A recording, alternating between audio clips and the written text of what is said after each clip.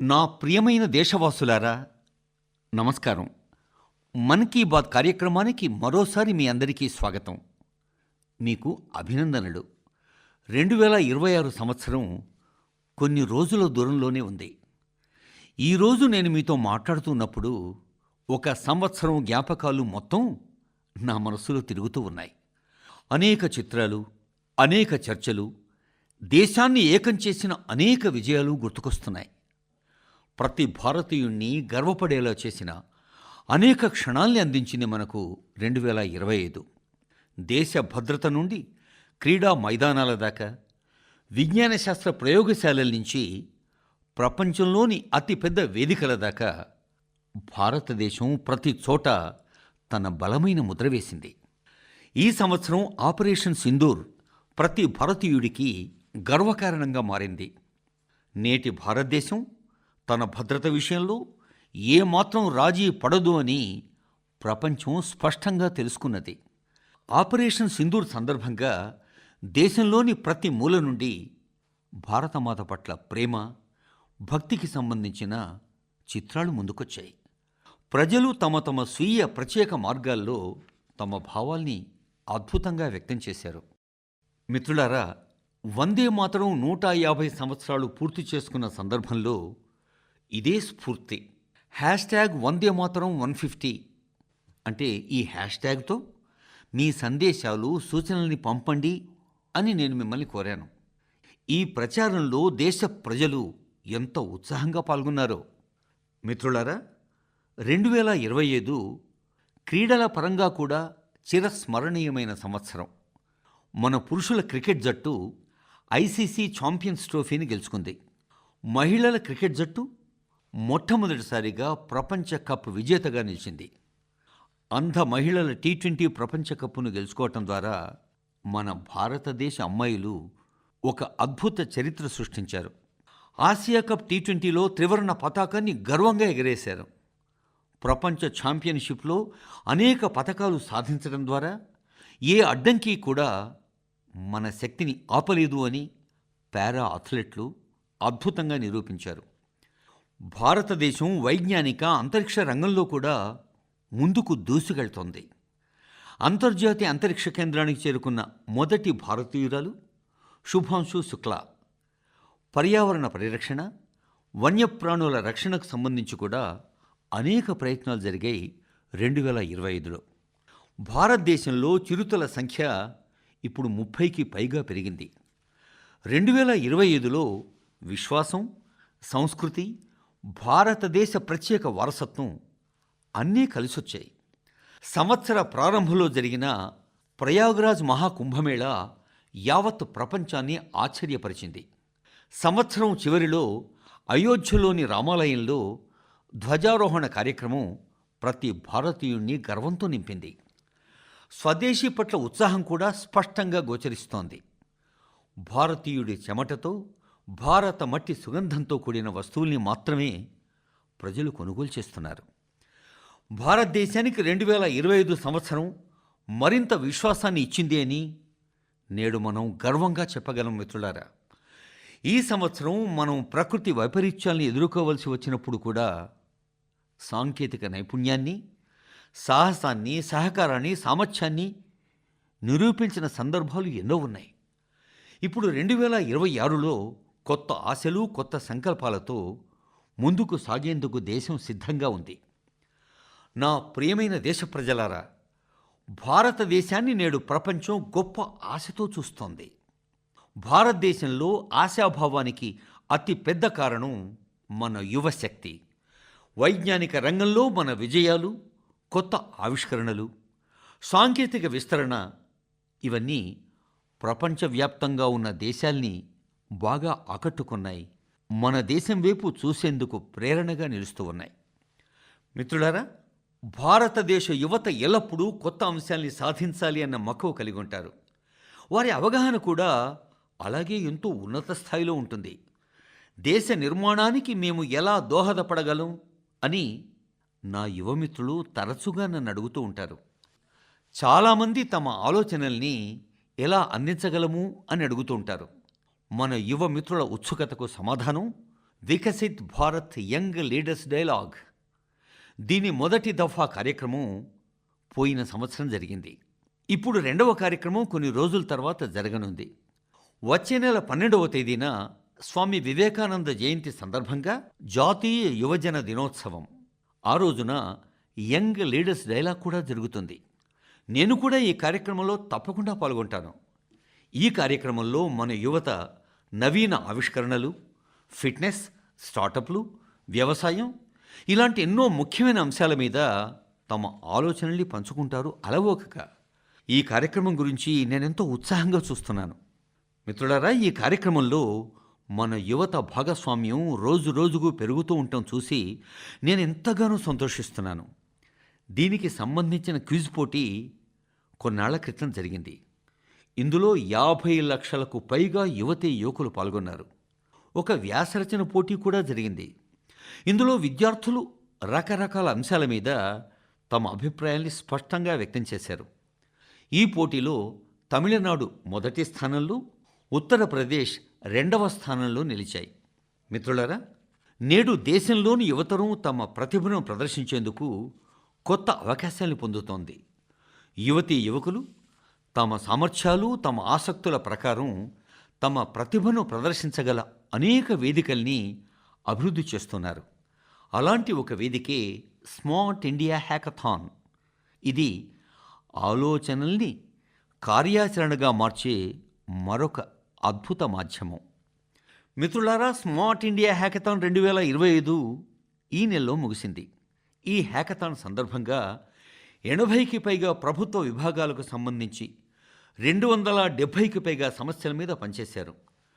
Traffic సమస్య లాంటి నిత్య జీవిత సవాళ్లకు సంబంధించిన పరిష్కారాల్ని మన విద్యార్థులు అందించారు. దీనికి సంబంధించి యువతీ యువకులు స్మార్ట్ ట్రాఫిక్ మేనేజ్మెంట్ కోసం ఎంతో ఆసక్తికరమైన దృక్పథాల్ని పంచుకున్నారు. ఆర్థిక మోసాలు, డిజిటల్ అరెస్టులు లాంటి సవాళ్లకు పరిష్కారాల మీద మన యువత తమ ఆలోచనల్ని ముందుపెట్టింది. గ్రామాల్లో డిజిటల్ బ్యాంకింగ్ కోసం సైబర్ సెక్యూరిటీ ఫ్రేమ్వర్క్ మీద అనేక సూచనలు వచ్చాయి. వ్యవసాయ రంగం సవాళ్లను పరిష్కరించడంలో చాలామంది యువతీ యువకులు నిమగ్నమై ఉన్నారు. మిత్రులారా, గత 7-8 ఏళ్లలో 13 లక్షలకు పైగా విద్యార్థులు స్మార్ట్ ఇండియా హ్యాకథాన్లో పాల్గొన్నారు. 6,000 కంటే ఎక్కువ సంస్థలు ఈ హ్యాకథాన్లో పాలుపంచుకున్నాయి. యువతీ యువకులు వందలాది సమస్యలకు ఖచ్చితమైన పరిష్కారాల్ని కూడా అందించారు. ఇలాంటి హ్యాకథాన్లు ఎప్పటికప్పుడు జరుగుతాయి. ఈ హ్యాకథాన్లో మీరు భాగస్థులు కావాలి అని నా యువ స్నేహితుల్ని నేను మళ్ళీ కోరుతున్నాను. మిత్రులారా, నేటి జీవితం సాంకేతికతతో ముడిపడి ఉంది. శతాబ్దాల కాలంలో జరిగే మార్పులు ఇప్పుడు కొన్ని సంవత్సరాల్లో జరుగుతున్నాయి. రోబోలు మనుషుల స్థానాన్ని భర్తీ చేస్తాయేమో అని కొన్నిసార్లు కొంతమంది ఆందోళన వ్యక్తం చేస్తున్నారు కూడా.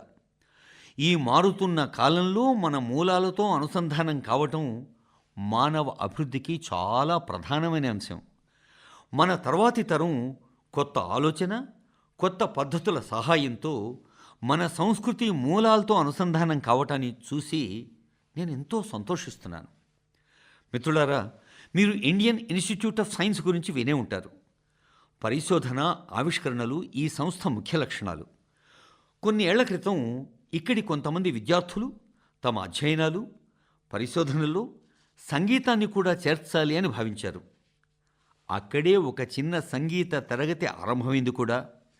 దీనికి పెద్ద వేదిక లేదా ఏదో పెద్ద భారీ బడ్జెట్ అవసరం లేదు. క్రమంగా చొరవ పెరిగింది. నేడు మనం దీన్ని గీతాంజలి ఐఐఎస్సి అనే పేరుతో పిలుచుకుంటున్నాం. ఇది ఇకపై కేవలం ఒక తరగతి కాదు, ఇది క్యాంపస్ సాంస్కృతిక కేంద్రం.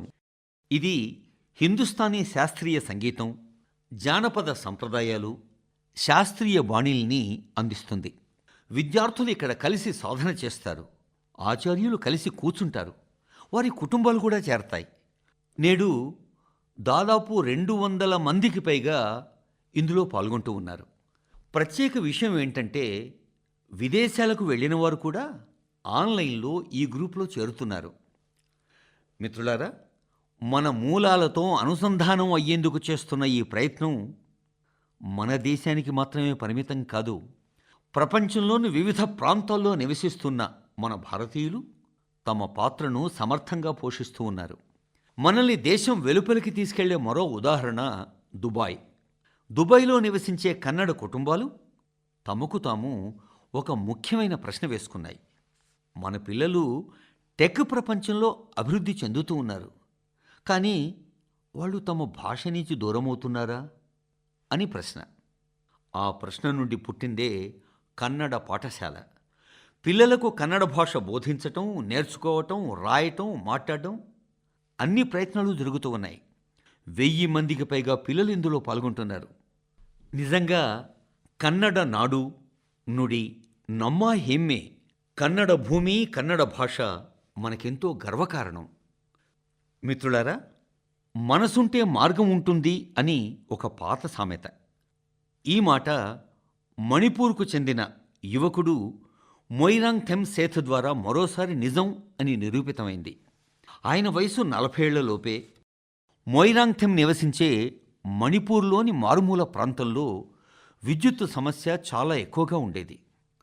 ఈ సవాల్ను అధిగమించేందుకు మొయిరాంగ్ థెమ్ స్థానిక పరిష్కారాల మీద ఆధారపడ్డారు.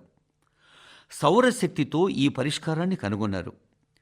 మణిపూర్లో సౌరశక్తిని ఉత్పత్తి చేయడం చాలా సులభం. కాబట్టి మొయిరాంగ్ థెమ్ సౌర పలకాలను ఏర్పాటు చేయడానికి ఒక ప్రచారాన్ని ఆరంభించాడు. ఈ ప్రచారం కారణంగా నేడా ప్రాంతంలోని వందలాది ఇళ్లకు సౌరశక్తి చేరుకుంది. ప్రత్యేకత ఏంటంటే ఆరోగ్య సంరక్షణ, జీవనోపాధిని మెరుగుపరిచేందుకు ఈ సౌరశక్తి వాళ్ళకెంతో ఉపయోగపడుతోంది. నేడు ఆయన ప్రయత్నాల కారణంగా మణిపూర్లోని అనేక ఆరోగ్య కేంద్రాలు కూడా సౌరశక్తిని పొందుతూ ఉన్నాయి. మణిపూర్ మహిళా శక్తి కూడా ఈ పని నుండి చాలా ప్రయోజనం పొందింది. స్థానిక మత్స్యకారులు, కళాకారులు కూడా సౌరశక్తి ద్వారా సాయం పొందుతూ ఉన్నారు. మిత్రులారా, నేడు PM సూర్యఘర్ ముఫ్త్ బిజిలీ యోజన ఈ పథకం కింద ప్రభుత్వం ప్రతి లబ్ధిదారు కుటుంబానికి సౌర పలకాలను ఏర్పాటు చేయడానికి 75,000 రూపాయల నుంచి 80,000 దాకా అందిస్తోంది. మొయిరాంగ్ థెమ్ ప్రయత్నాలు వ్యక్తిగతం కావచ్చు, కానీ సౌరశక్తికి సంబంధించి ఈ ప్రచారానికి ఒక కొత్త ఉత్సాహాన్ని, ఊపును ఇస్తూ ఉన్నాయి. మన్ కీ బాత్ ద్వారా నేను ఆయనకు నా శుభాకాంక్షలు అందజేస్తూ ఉన్నాను. నా ప్రియమైన దేశవాసులారా, మనమిప్పుడు జమ్మూ కాశ్మీర్కు వెళదాం. జమ్మూ కాశ్మీర్ సాంస్కృతిక చారిత్రక వారసత్వాన్ని గురించి మీరు ఎంతో గర్వపడే ఒక కథను మీతో పంచుకుంటున్నాను. జమ్మూ కాశ్మీర్లోని బారాముల్లాలో జెహన్పోరా అనే ఓ ప్రదేశం ఉంది. చాలా సంవత్సరాలుగా ప్రజలు అక్కడ కొన్ని ఎత్తైన గుట్టల్ని చూస్తూ ఉన్నారు. చూడ్డానికి ఇవి మామూలు గుట్టలే, అవి ఏంటో ఎవరికీ తెలియదు. ఒకరోజు పురావస్తు శాస్త్రవేత్త ఒకరు వాటిని బాగా గమనించాడు. ఆయన ఆ ప్రాంతాన్ని జాగ్రత్తగా పరిశీలించటం ఆరంభించాడు. అప్పుడు ఆ గుట్టలు కొంత అసాధారణంగా కనిపించాయి. ఆ తర్వాత గుట్టల శాస్త్రీయ అధ్యయనం ఆరంభమైంది. పైనుండి ఛాయాచిత్రాలు తీసేందుకు డ్రోన్లను ఉపయోగించారు. భూమిని మ్యాప్ చేశారు. ఆపై ఆశ్చర్యకరమైన కొన్ని విషయాలు బయటపడ్డాయి. ఈ గుట్టలు సహజమైనవి కావు అని తేలింది. అవి భారీ మానవ నిర్మిత నిర్మాణ అవశేషాలు. ఈ సందర్భంలో మరొక ఆసక్తిదాయకమైన విశేషం తెలిసింది. కాశ్మీర్ నుంచి 1000 కిలోమీటర్ల దూరంలో ఫ్రాన్స్లోని ఒక మ్యూజియం ఆర్కైవ్లో పాత, అస్పష్టంగా ఉన్న ఒక ఛాయాచిత్రాన్ని కనుగొన్నారు. బారాముల్లాకు చెందిన ఆ ఛాయాచిత్రం 3 బౌద్ధ స్తూపాలను చూపించింది. ఇక్కడి నుండి కాలం మలుపు తిరిగింది మిత్రులారా. కాశ్మీర్ అద్భుతమైన గతం మనకు స్పష్టంగా వెల్లడైంది. ఈ చరిత్ర దాదాపు 2000 ఏళ్ల క్రితంది. కాశ్మీర్లోని జెహన్పోరాలో ఉన్న ఈ బౌద్ధ సముదాయం కాశ్మీర్ గతాన్ని, దాని గొప్ప గుర్తింపును మనకు గుర్తు చేస్తుంది. నా ప్రియమైన దేశవాసులారా, నేనిప్పుడు భారతదేశం నుంచి 1000 కిలోమీటర్ల దూరంలో ఉన్న ఒక దేశంలో జరిగిన ఒక అద్భుత ప్రయత్నాన్ని గురించి మీతో పంచుకుంటున్నాను. ఆ ప్రయత్నం మన హృదయాల్ని ఆకట్టుకుంటుంది. భారతీయ భాష, భారతీయ సంస్కృతిని ప్రోత్సహించేందుకు ఫిజీ దేశంలో ఒక ప్రశంసనీయమైన ప్రయత్నం జరుగుతున్నది. అక్కడి కొత్త తరాన్ని తమిళ భాషతో జోడించేందుకు వివిధ స్థాయిల్లో నిరంతర ప్రయత్నాలు జరుగుతూ ఉన్నాయి. ఫిజీలోని రాకీ అనే ప్రాంతంలోని ఒక స్కూల్లో మొదటిసారిగా గత నెలలో తమిళ దినోత్సవాన్ని జరుపుకున్నారు. తమ భాషపై బహిరంగంగా గర్వాన్ని వ్యక్తం చేసే వేదిక ఆ రోజు అక్కడి పిల్లలకు లభించింది. వారు తమిళంలో కవితలు చదివారు, తమిళ భాషలో ప్రసంగించారు. వేదికపై ఎంతో ఆత్మవిశ్వాసంతో తమ సంస్కృతిని అలవోకగా ప్రదర్శించారు కూడా. మిత్రులారా, దేశంలో తమిళ భాషను ప్రోత్సహించేందుకు నిరంతరం కృషి జరుగుతూనే ఉంది. కొన్నాళ్ల క్రితం నా పార్లమెంటరీ నియోజకవర్గం వారణాసిలో 4వ కాశీ తమిళ సంగమం జరిగింది.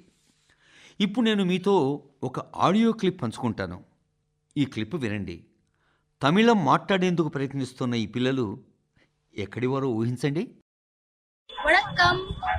பாரத அரசாங்கத்தால் ஓரே பாரதம் உன்னத பாரதம் நடத்தப்பட்ட காசி தமிழ் சங்கமம் 4 தமிழ் கற்போம் நான் ரொம்ப கற்க உதாரணத்துக்கு ஏன்னு தமிழில் ಇಂಟ್ರೊಡಕ್ಷನ್ ಕಾಸಿಯೋಡು ಭೂಮಿಲ್ ನಾನು ಪಾಯಲ್ ಪಟೇಲ್ ಅರಸು ಕ್ವೀನ್ಸ್ ಇಂಟರ್ ಕಾಲೇಜ್ కి మానవి అనేవరకు ఏను వడకం. మిత్రులారా, తమిళంలో ఇంత స్పష్టంగా తమ భావాన్ని వ్యక్తీకరిస్తున్న ఈ పిల్లలు కాశీకి అంటే వారణాసికి చెందినవారు అని తెలిస్తే మీరు ఆశ్చర్యపోతారు కదా. వారి మాతృభాష ఏమో హిందీ, కానీ తమిళ భాష పట్ల వారికున్న ప్రేమ వారిని తమిళం నేర్చుకునేందుకు ప్రేరేపించింది. ఈ సంవత్సరం వారణాసిలో జరిగిన కాశీ తమిళ సంగమం సందర్భంగా తమిళం నేర్చుకునేందుకు ఎంతో ప్రత్యేక ప్రాధాన్యత ఇచ్చారు. లర్న్ తమిళ్, తమిళ కరాకలం అనే థీమ్ కింద వారణాసిలోని 50కి పైగా పాఠశాలల్లో ప్రత్యేక ప్రచారాల్ని నిర్వహించారు కూడా. దీని ఫలితాల్ని ఈ ఆడియో క్లిప్లో మనం వినొచ్చు. ఎన్న పేరు వైష్ణవ్. நான் நிவேதிதா சிக்ஷா சதன் பாலிகா இன்டர் காலேஜ் வாரணாசி படிக்கிறேன். நான் காஷி தமிழ் கற்கலாம் 4.0 தமிழ் భాషా పిక్కவும் ఇల్లువం కరేన్. ఇంధ వయపుక్క ప్రధాన నరేంద్ర మోదీ అవగలేకు నాను నంటి సొలిగరేన్. మిత్రులారా, తమిళం ప్రపంచంలోనే అత్యంత పురాతనమైన భాష. తమిళ సాహిత్యం కూడా చాలా సమృద్ధమైంది. కాశీ తమిళ సంగమంలో పాల్గొనవలసిందిగా మన్ కీ బాత్లో నేను మిమ్మల్ని కోరాను. ఈరోజు దేశంలోని ఇతర ప్రాంతాల్లో పిల్లలు, యువతలో తమిళ భాషపై ఆసక్తి ఏర్పడటం నాకెంతో సంతోషంగా ఉంది. ఇదే భాషకున్న శక్తి, ఇది భారతదేశ ఐక్యత. మిత్రులారా, వచ్చే నెలలో మనం 77వ భారత గణతంత్ర దినోత్సవాన్ని జరుపుకుంటాం.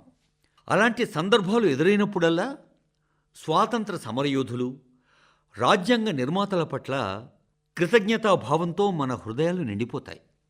మన దేశం స్వాతంత్రం కోసం సుదీర్ఘ పోరాటం చేసింది. దేశంలోని ప్రతి ప్రాంతం నుంచి ప్రజలు స్వాతంత్రోద్యమం కోసం ఎంతగానో కృషి చేశారు, ఎంతో దోహదపడ్డారు. స్వాతంత్ర సాధన పోరాటంలో పాల్గొన్న చాలామంది వీర నాయకులకు, వీర నాయికలకు దురదృష్టవశాత్తు తగినంత గౌరవం లభించలేదు. అలాంటి స్వాతంత్ర సమరయోధురాలు ఒడిషాకు చెందిన పార్వతీ గిరి. ఆమె శత జయంతిని 2026 జనవరిలో జరుపుకుంటారు. ఆమె 16 ఏళ్ల వయస్సులోనే క్విట్ ఇండియా ఉద్యమంలో పాల్గొన్నారు. మిత్రులారా, స్వాతంత్రోద్యమం తర్వాత పార్వతీ గిరిగారు తమ జీవితాన్ని సామాజిక సేవకు, గిరిజన సంక్షేమానికి పరిపూర్ణంగా అంకితం చేశారు. అనేక అనాథ శరణాలయాల్ని స్థాపించారు. పార్వతీగిరి గారి స్ఫూర్తిదాయక జీవితం ప్రతి తరానికి మార్గనిర్దేశం చేస్తూనే ఉంటుంది. ମୁଁ పార్వతీగిరిజీంకు శ్రద్ధాంజలి అర్పణ కరుచి.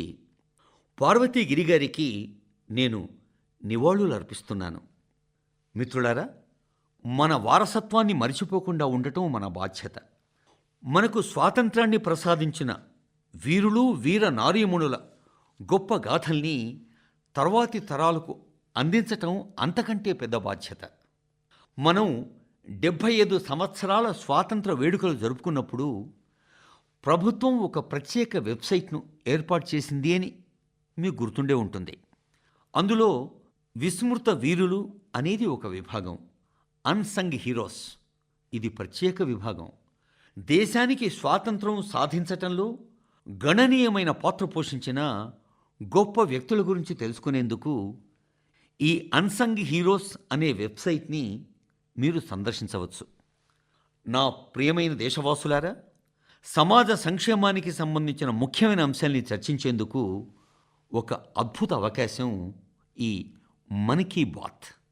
మనందరికీ ఎంతో ఆందోళన కలిగించే విషయంగా మారిన ఒక సమస్యను నేనిప్పుడు మీతో ప్రస్తావిస్తాను. Indian Council of Medical Research ICMR ఇటీవల ఒక నివేదికను విడుదల చేసింది. నిమోనియా, మూత్రనాళ ఇన్ఫెక్షన్లు అంటే UTI ఇన్ఫెక్షన్లు ఇలాంటి అనేక వ్యాధుల విషయంలో యాంటీబయాటిక్స్ వల్ల పెద్దగా ఉపయోగం లేదు అని పేర్కొంది. ఇది మనందరికీ ఎంతో ఆందోళన కలిగించే విషయం. ఈ నివేదిక ప్రకారం దీనికి ప్రధాన కారణం ప్రజలు యాంటీబయాటిక్స్ని ఇష్టం వచ్చినట్టు వాడుతూ ఉన్నారు. యాంటీబయాటిక్స్ అంటే ఆలోచించకుండా తీసుకోవాల్సిన మందులు కాదు, వైద్యుడి సలహా మేరకు మాత్రమే వాడాల్సిన ఔషధాలు. ఒక మాత్ర వేసుకుంటే చాలు ప్రతి సమస్య నయమవుతుంది అని ఈ రోజుల్లో ప్రజలు నమ్మటం ఆరంభించారు. అందుకే వ్యాధులు, ఇన్ఫెక్షన్లు యాంటీబయాటిక్స్ కంటే ఎక్కువ ప్రబలంగా మారుతూ ఉన్నాయి. మీరందరూ మీ అభిష్టానుసారం మందులు వాడకుండా ఉండాలి అని నా కోరిక. యాంటీబయాటిక్స్ విషయానికొస్తే దీన్ని గుర్తుంచుకోవటం చాలా చాలా ముఖ్యం మిత్రులారా.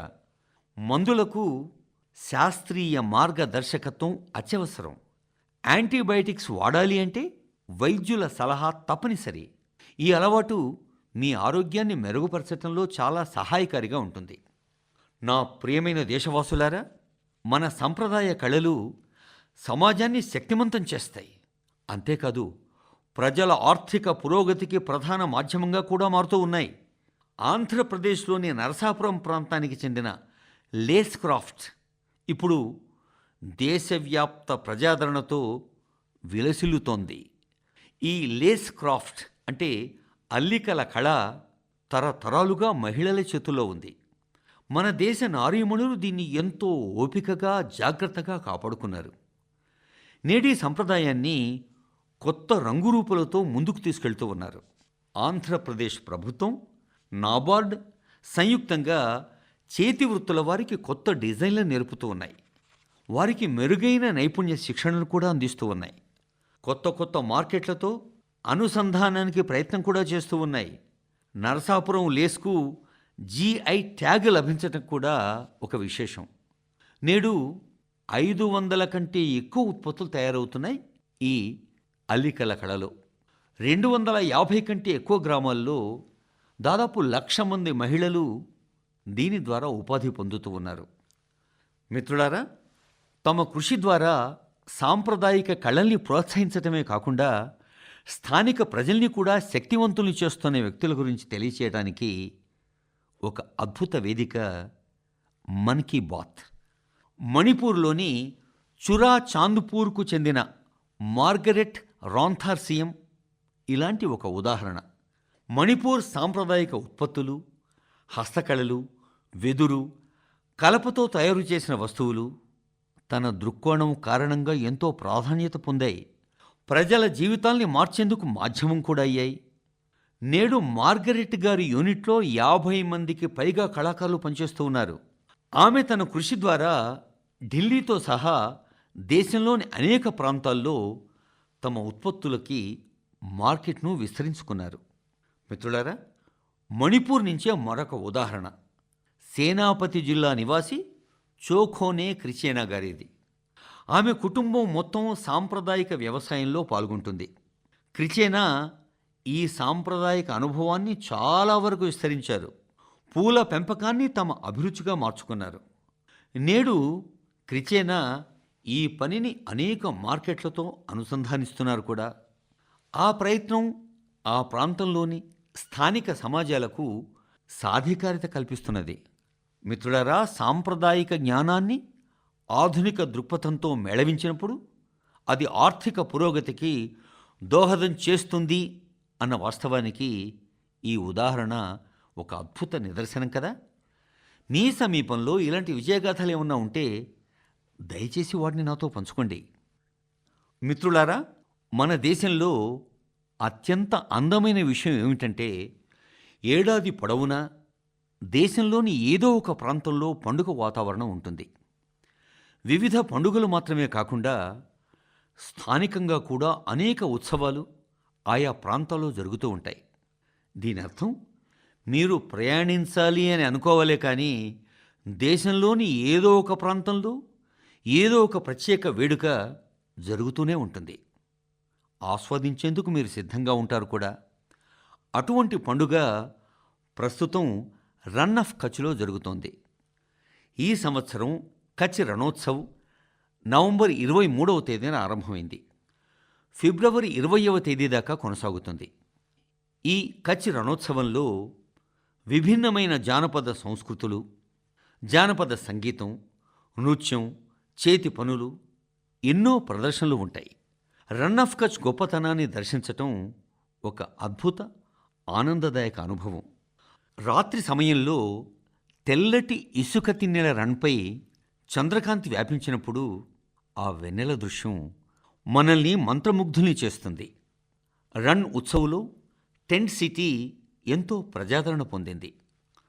గత నెలలో దేశంలోని అన్ని ప్రాంతాలతో పాటు ఇతర దేశాల నుంచి కూడా 2 లక్షల మందికి పైగా ప్రజలు ఈ రన్ ఉత్సవ్లో పాల్గొన్నారు అని నేను తెలుసుకున్నాను. మీకు అవకాశం దొరికినప్పుడు దయచేసి అలాంటి ఉత్సవాల్లో పాల్గొంటూ ఉండండి. భారతదేశ వైవిధ్యాన్ని ఆస్వాదించండి. మిత్రులారా, ఇది 2025లో మన్ కీ బాత్ చివరి ఎపిసోడ్. మనం 2026లో జరిగే మన్ కీ బాత్ కార్యక్రమంలో ఖచ్చితంగా ఇదే ఉత్సాహంతో, ఇదే ఉల్లాసంతో పాల్గొందాం. మన అనే భావనతో మన మన్ కీ బాత్ చెప్పుకునేందుకు మన్ కీ బాత్ కార్యక్రమంలో కలుద్దాం. కొత్త శక్తి, కొత్త విశేషాలు మనల్ని మరింత కొత్త ప్రేరణతో నింపుతాయి. దేశవాసుల లెక్కలేనని గాథలు మన్ కీ బాత్లో మనందరినీ కలుపుతాయి. ప్రతి నెల వికసిత భారతదేశం కోసం ప్రజలు తమ దృష్టిని పంచుకునే అనేక సందేశాల్ని నాకు పంపుతున్నారు. నేనెంతో ఆనందంగా అందుకుంటున్నాను కూడా. ఈ దిశలో మీ సూచనలు, మీ ప్రయత్నాల్ని చూసినప్పుడు ఈ నమ్మకం నాకు మరింత బలపడుతోంది. ఈ విషయాలన్నీ నన్ను చేరినప్పుడు వికసిత భారతదేశ సంకల్పం ఖచ్చితంగా నెరవేరుతుంది అన్న నమ్మకం రోజు రోజుకు బలపడుతుంది నాలో. ఈ సంకల్ప సిద్ధి యాత్రలో 2026 ఒక ముఖ్యమైన మైలురాయి కావాలి. మీరు, మీ కుటుంబం సంతోషకరంగా జీవితాన్ని హాయిగా గడపాలి, ఆరోగ్యంగా గడపాలి. ఈ కోరికతో ఈ ఎపిసోడ్కు వీడ్కోలు పలికే ముందు ఫిట్ ఇండియా ఉద్యమం మిమ్మల్ని కూడా ఫిట్గా ఉంచాలి అని నేను ఖచ్చితంగా చెప్పాలి అనుకుంటున్నాను. మీరందరూ ఫిట్గా ఉండాలి. ఈ శీతాకాల వాతావరణం వ్యాయామానికి చాలా అనుకూలమైంది. వ్యాయామం తప్పకుండా చేయండి మిత్రులారా. మీ అందరికీ 2026 నూతన సంవత్సర శుభాకాంక్షలు. ధన్యవాదాలు. వందే మాతరం.